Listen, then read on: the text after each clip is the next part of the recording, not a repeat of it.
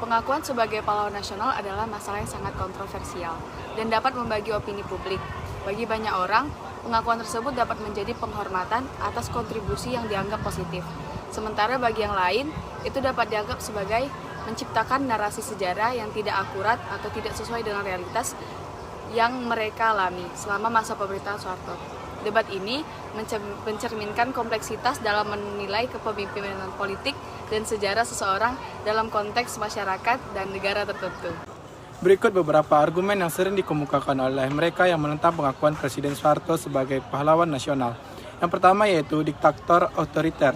Kritik utama terhadap Soeharto adalah kepemimpinan yang otoriter selama masa pemerintahan Orde Baru. Selama masa pemerintahannya, ada banyak pelanggaran hak asasi manusia, pembatasan terhadap kebebasan berbicara, dan penekanan terhadap oposisi politik.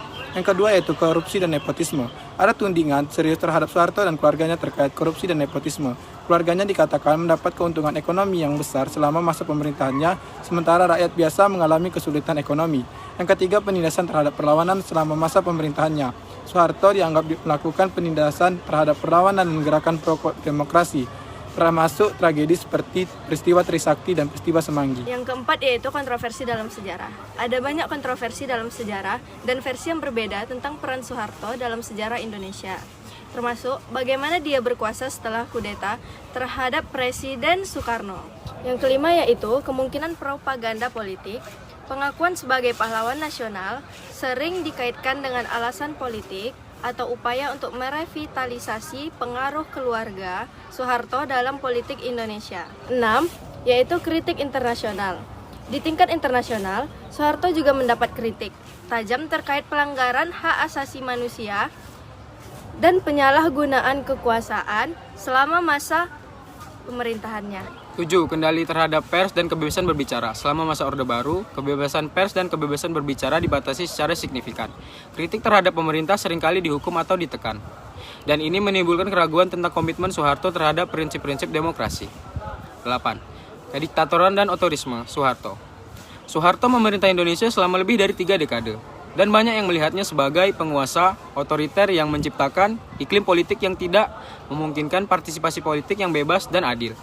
Ini berlawanan dengan prinsip-prinsip demokrasi yang dipegang oleh Indonesia setelah jatuhnya Soeharto. 9. Kontroversi penanganan krisis keuangan 1997.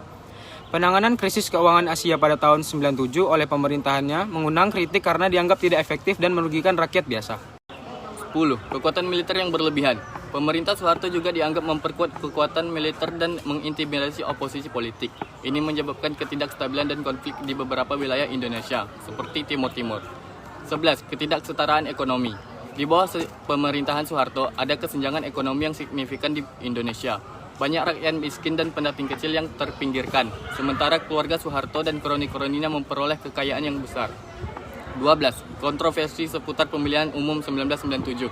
Pemilihan tahun 1997 dianggap beberapa pihak sebagai pemilu yang tidak adil dan terkontrol dengan pemerintah.